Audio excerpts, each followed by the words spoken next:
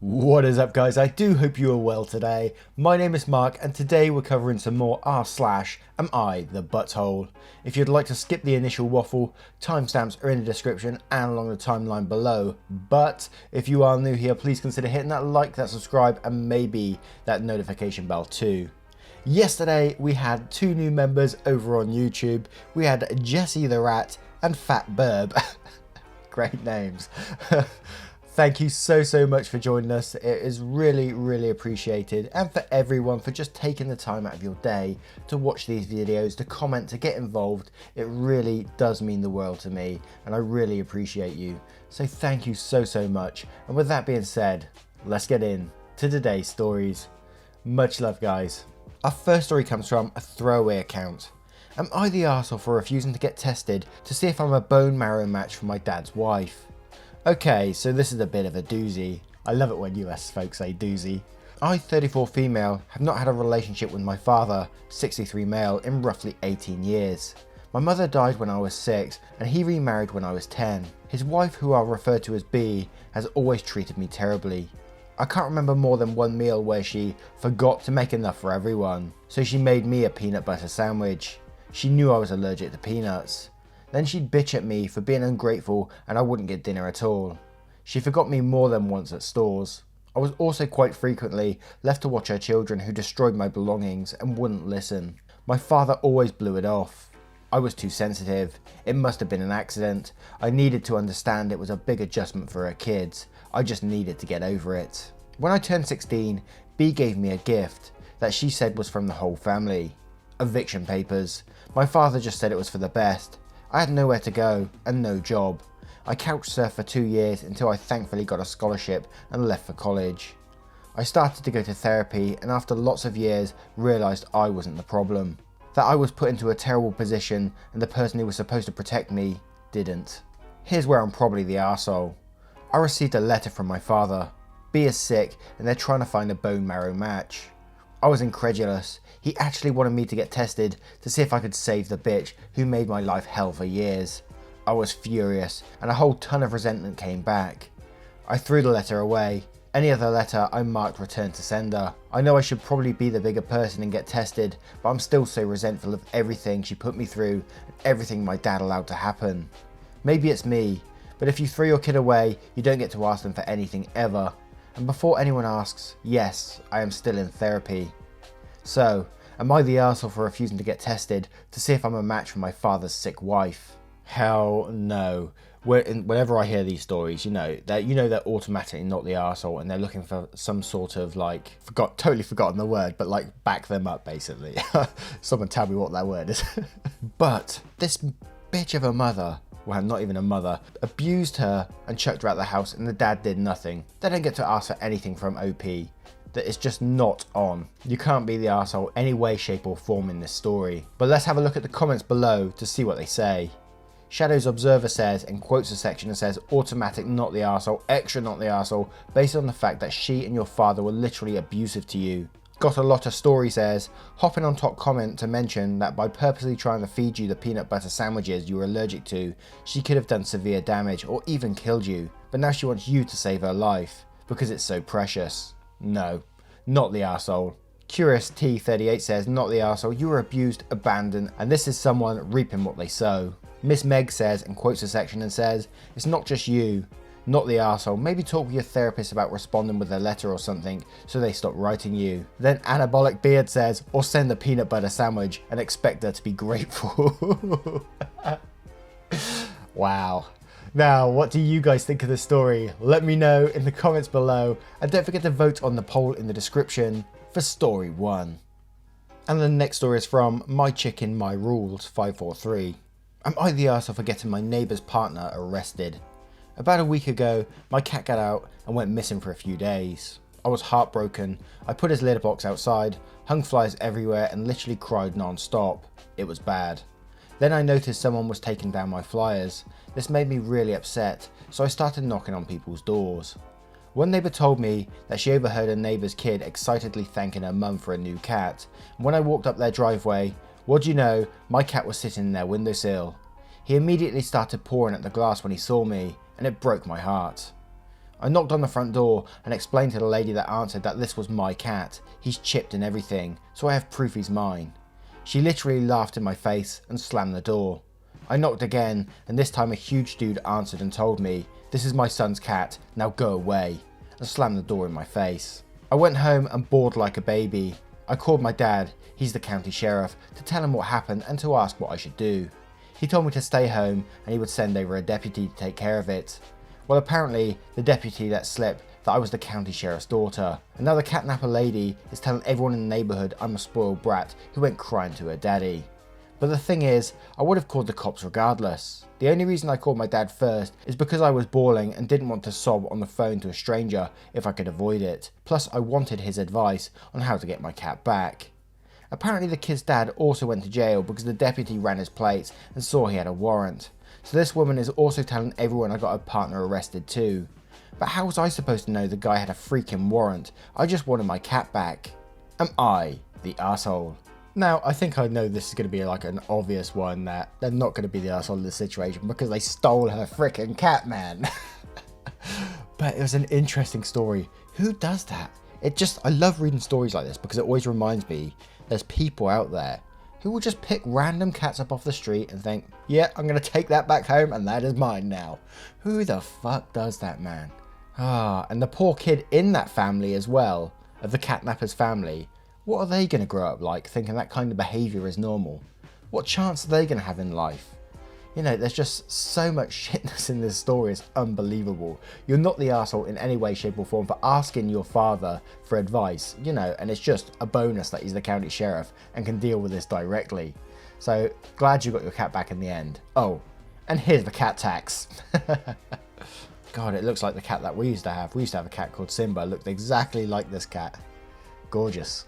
Let's go to the comments below to see what we can find. Avatar fan 007 says, not the arsehole, he got what he deserved. He stole your cat. Are you going to get your cat back? And OP replied, the deputy brought him back. He's curled up next to me right now. Sparkling Emerald says, good, and don't feel guilty, not even for a second. It's not your fault he got arrested. The catnapper is spewing some huge cow manure. Her partner got himself arrested. He was going to jail either way, even if he hadn't stolen the cat. She laughed in your face when you explained the situation and wanted your cat back, and then she sent out a man to intimidate you into going away. He already had a warrant and you actually did the community a favour by getting him locked up through your catnapping complaint. You're not a brat, and the catnapper is a cheap ass who stole someone's cat to get a free pet and even took down flyers so that the missing cat would go unnoticed. You rightfully cried to your dad and he just happens to be a sheriff. Of course he's going to A, look out for his little girl, and B, do his job because this is stolen property and the thief refused to give back. She's just pissed that a stolen cat got taken away and that her partner got caught. Here's the best advice. Give your cat some pets, a treat or two, and a little kiss on the head. Poor baby. You could tell how much he missed you because he pawed on the doorway and he saw you. Miss Beehive says, not the arsehole, they stole your cat. Whatever they get after this, completely their own fault. Keep your kitty indoors though, so they can't get into it again. Sir Goggle says, not the arsehole, shouldn't have even stolen something, especially with a warrant. Now I turn this one to you guys. Have you guys ever heard a story similar like this in the US? It always seems like, sorry guys, but it always seems like in the US these crazy stories happen where people just randomly take pets. I'm sure it happens in the UK too, but it's always in the US that we seem to read these from. Let me know what you guys think in the comments below, and don't forget to vote on the poll in the description for story 2. And our next story is from TA Proposal. Am I the arsehole for leaving the room without a word after my fiance proposed? I am 26 female, he is 26 male. We've been together for 3 years. We've been actively discussing future life plans. We've always wanted the same things in life, and we agreed on most of the topics and decisions. One of the things we discussed a year ago was ideas about how we wanted to propose. He talked about a proposal in the mountains or in a forest, something outdoors, simple but romantic to us. I was very happy and excited, not to mention we live between mountains and forests, so it is also easily accessible. We have been discussing this many years, even dropping ideas of which mountain would be the most romantic. We hiked together, so we thought the very first mountain we've been to, for example. We also discussed who should propose who. He told me he really wanted to be the one doing it. Yesterday, after I came back home from work, exhausted, we cooked, watched TV, and at some point I went to the hallway to hang a coat. He followed me and he proposed. Between the shoes on the floor, the kitchen and the restroom, he was kneeling. I couldn't believe it. It was such a disappointment knowing what we've always talked about. I felt let down, had lots of thoughts at once in my head. Here was my probable arsehole move. I was so hurt I couldn't say a word, couldn't even accept it. I looked at him, looked around me as I couldn't believe where he proposed, felt the tears in my eyes, I nodded and walked past him to lay on the bed and cry. He took some time before following me and asking me if anything was wrong. Told him I expected something different, but would marry him regardless.